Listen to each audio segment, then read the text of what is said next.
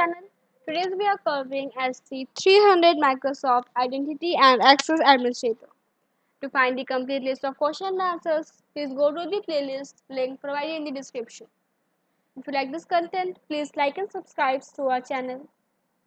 Today's questions are: you have an Azure Active Directory tenant that has security defaults disabled. You are creating a conditional access policy as shown in the following exhibit. Please go through the pictures.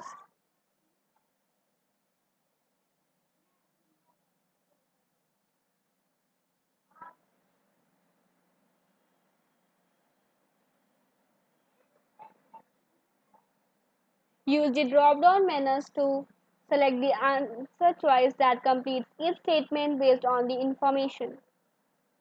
Please go through the answer area.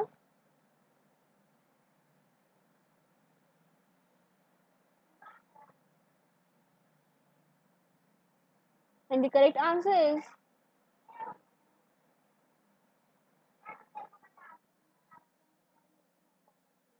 now moving to next question. You have an Azure Active Directory tenant that contains a username SAC-admin1. SAC-admin1 is assigned the security administrator role. SAC-admin1 reports that she cannot reset password from the Azure AD Identity Protection Portal. You need to ensure that SAC-admin1 can manage passwords and invalidate sessions on behalf of non-administrative users. The solution must use the principle of least privilege. Which role should you use? Which role should you assign to SAC-admin1? Option A: Authentication Administrator. Option B: Help Desk Administrator. Option C: Privileged Authentication. And option D: Security Operator. The correct answer is option C. Next question is: you configure Azure Active Directory password protection as shown in the exhibit. Please go through the pictures.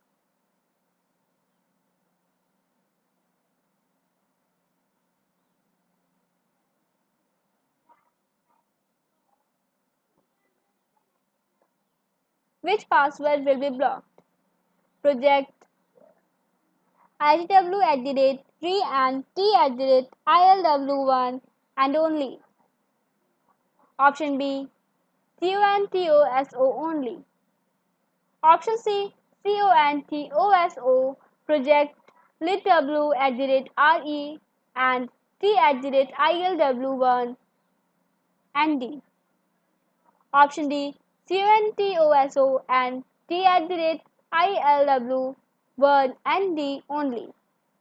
And option E: CONTOSO and project litw@RE only.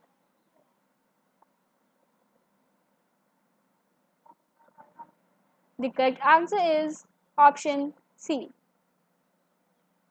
Next question is: you have a Microsoft 365 tenant. All users have mobile phones and laptops. The users frequently work from remote locations that don't have Wi-Fi access or mobile phone connectivity. While working from the remote locations, the users connect their laptop to a wired network that has internet access. You plan to implement multi-factor authentication. Which MFA authentication method can the users use from the remote location? Option A: a verification code from the Microsoft Authenticator app. Option B: security questions. Option C: voice. And option D: SMS. The correct answer is option A. Next question is: you have an Azure Active Directory tenant that contains the users shown in the following table. Let's go through the table. User 2 report that he can only configure multi-factor authentication to use the Microsoft Authenticator app. You need to ensure that user 2 can configure alternate MFA methods.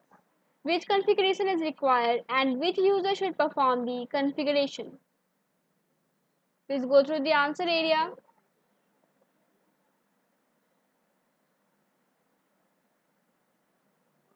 The correct answer is configuration, modify security defaults, and user1 only. Next question is, you have an Azure directory tenant. You configure self-service password reset by using the following settings. Require user to register when signing in, yes, and number of methods required to reset, 1. What is a valid authentication method available to users? Option A Microsoft Teams chat. Option B, mobile app notification. Option C, mobile app code. And option D, an FIDO2 security token. The correct answer is option C. Next question is, you have an Azure Active Directory tenant that uses Azure AD identity protection and contains the resources shown in the following. Please go through the chart. Azure multi-factor authentication is enabled for all users.